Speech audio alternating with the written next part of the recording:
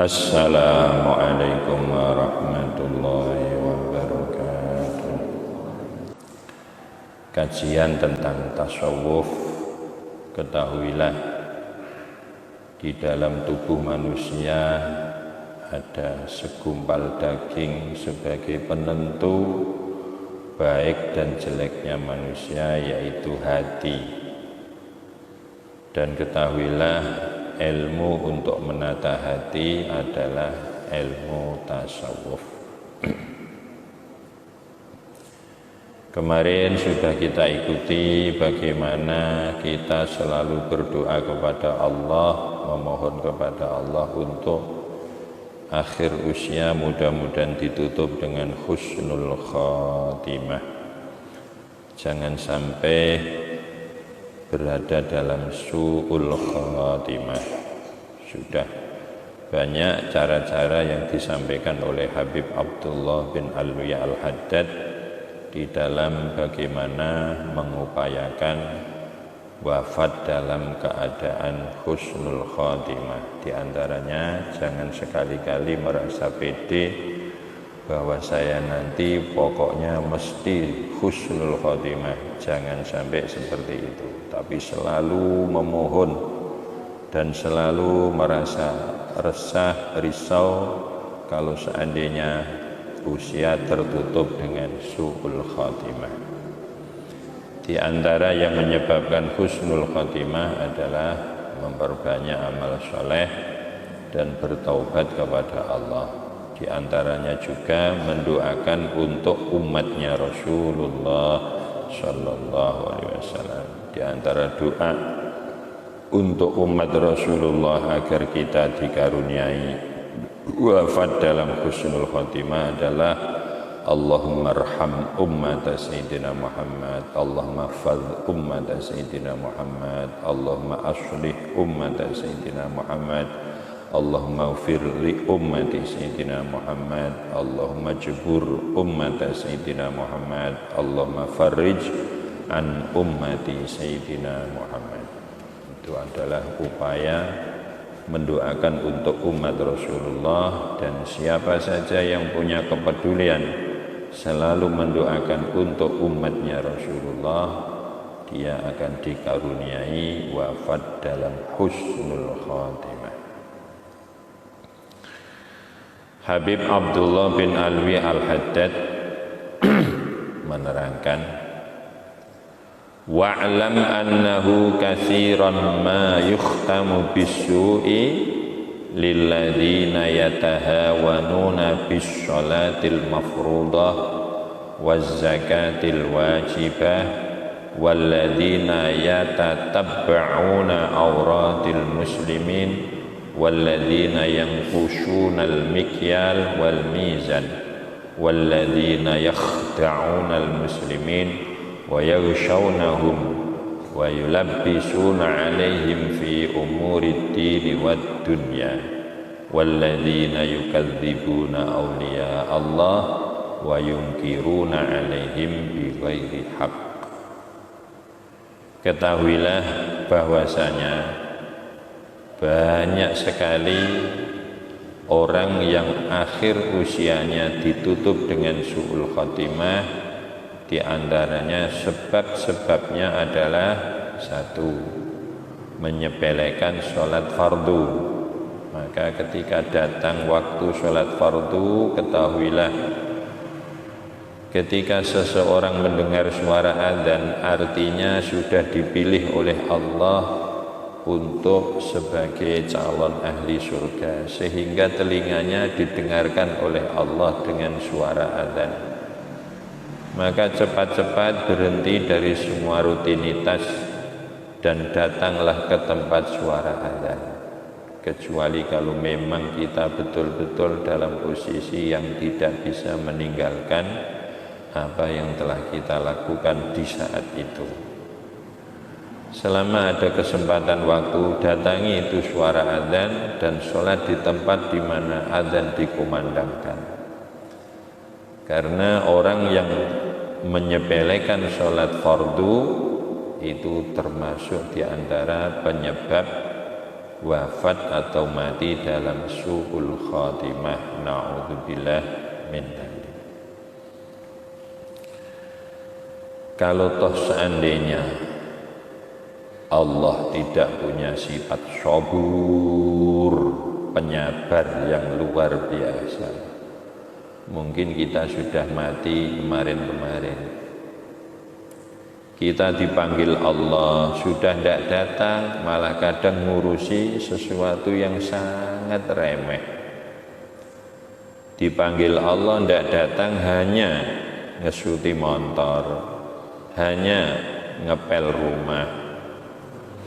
Padahal itu dulu ketika kita belum punya motor, mintanya kepada Allah sampai nangis-nangis. Lu sudah dikasih kok dipanggil tidak datang. Coba kalau kita seandainya minta masuk orang dikasih uang 1 juta, dipanggil tidak datang, langsung dicorek dari dalam hati orang itu. Serak pantes wong iku tak tulung 1 juta, tak undang era noleh. Langsung dicorek dari dalam hati orang itu. Nah, kalau toh seandainya Allah tidak punya sifat sabur, sudah habis kita. Wa zakatil wajibah, di antara sesuatu yang menyebabkan orang mati dalam keadaan su'ul khatimah adalah menyepelekan zakat, tidak menyampaikan hak-hak orang fakir yang diamanahkan kepada orang-orang kaya. Zakat itu sebuah amal yang besar. Itu toh tidak banyak Allah mewajibkan kepada kita, hanya 2,5% dari kekayaan kita, itu pun 1 tahun sekali, bukan tiap bulan.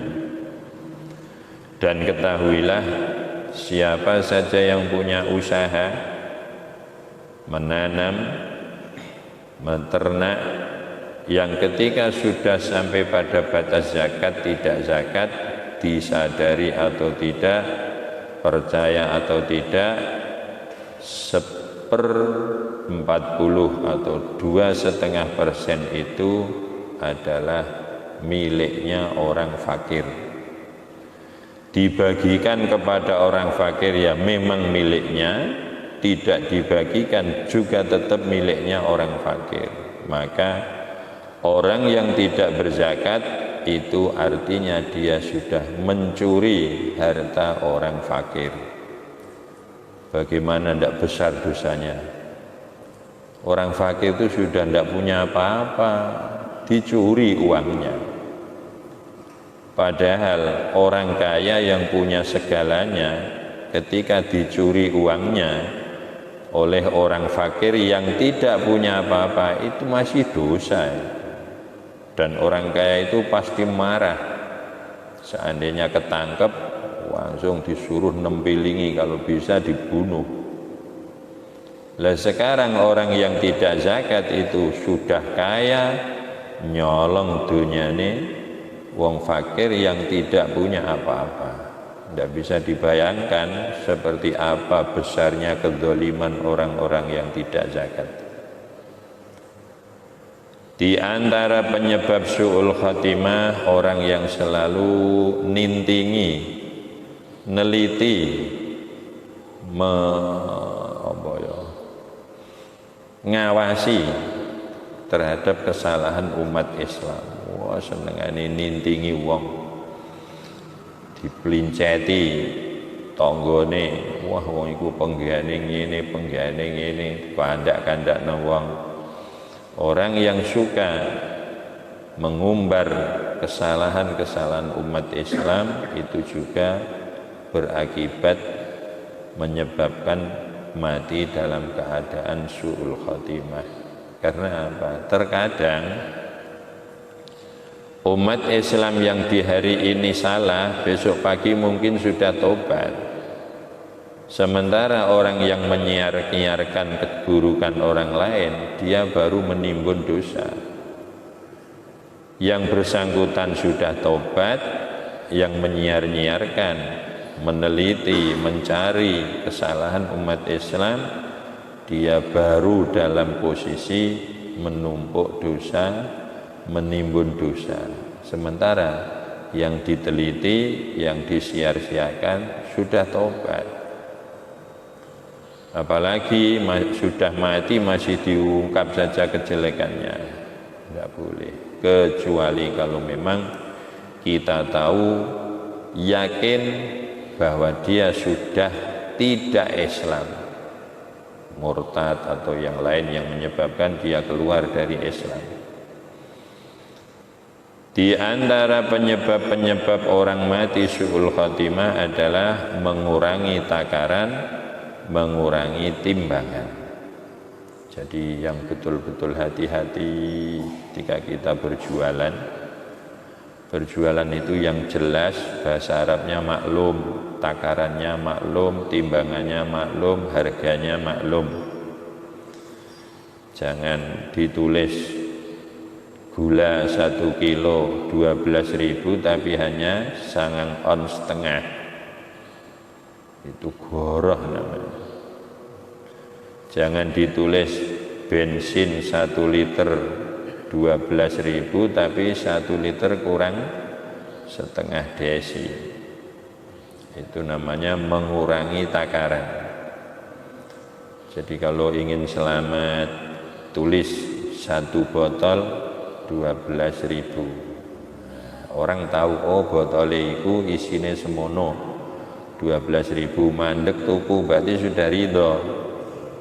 Kalau tulisannya 1 liter ternyata tidak ada 1 liter, artinya dia mengurangi takaran dan timbang.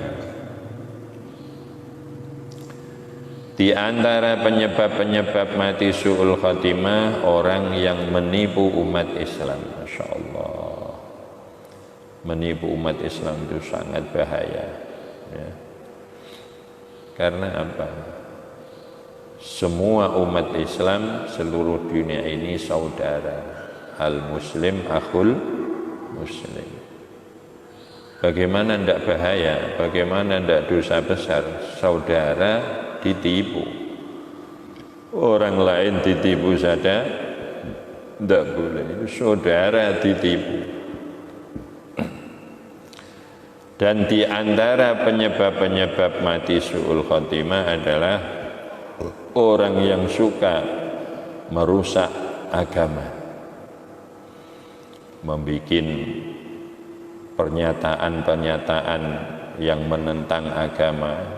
Itu banyak sekali sekarang, Masya Allah. Semudah itu dia mengatakan Imam Syafi'i sesat, semudah itu ia mengatakan Imam Hanafi sesat, semudah itu ia mengatakan orang mukmin yang itu sesat. Ini kalau tidak terbukti, ketahuilah ketika ada orang mengatakan si fulan kafir, maka pasti salah satu orang itu kafir. Kalau yang dituduh itu benar-benar melakukan sesuatu yang menyebabkan dia murtad, berarti omongannya benar. Tapi kalau yang menuduh itu, yang dituduh tidak melakukan sesuatu yang murtad, yang kufur, yang menuduh, maka jangan mudah-mudah untuk menghakimi umat Islam. Jangan mudah untuk menutup-nutupi urusan agama yang biasanya ketika ada urusan-urusan agama yang dipermainkan, apalagi kalau sudah tercampur dengan politik, masjid pun dipolitiki, madrasah dipolitiki, semua dipolitiki, sampai sholat saja dipolitiki. Orang yang suka seperti itu menyebabkan mati dalam keadaan su'ul khotimah. Naudzubillah min dzalik. Di antara sebab-sebab orang mati dalam su'ul khotimah adalah menganggap bohong para aulia, mengingkari para aulia. Wali-wali Allah dianggap bohong, diingkari. Ya. Wali itu ada dan karomah juga ada. Orang yang mengingkari keramat para aulia itu fasik, Orang yang menganggap para aulia bohong itu langsung musuhnya berhadapan dengan Allah Subhanahu wa ta'ala. Maka siapa saja yang memusuhi para wali-wali Allah, ketahuilah musuh orang itu langsung Allah Subhanahu wa ta'ala. Maka jangan mudah ketika ada orang ngomong seperti ini terus kita ikut-ikutan, sementara yang diomongkan itu adalah wali di antara para wali-wali Allah. Dan ketahuilah seluruh dunia wali itu tidak pernah kurang dari jumlah 124.000. Mungkin di desa kita ada 2 atau 3, desa sana ada 2 atau 3, desa sana ada 2 atau 3, 124.000. Dan Allah merahasiakan wali-walinya. Karena apa dirahasiakan oleh Allah? Agar orang tidak mudah menyepelekan pada orang lain. Maka para wali-wali Allah dirahasiakan oleh Allah. Alhamdulillah sudah kita ikuti bagaimana menjaga iman kita dan bagaimana kita mampu menjauhi sesuatu yang menyebabkan hilangnya iman kita ketika di akhir usia kita. Mudah-mudahan Allah menjaga dan Allah mengaruniai kepada kita wafat dalam keadaan husnul khotimah. Amin Allahumma amin.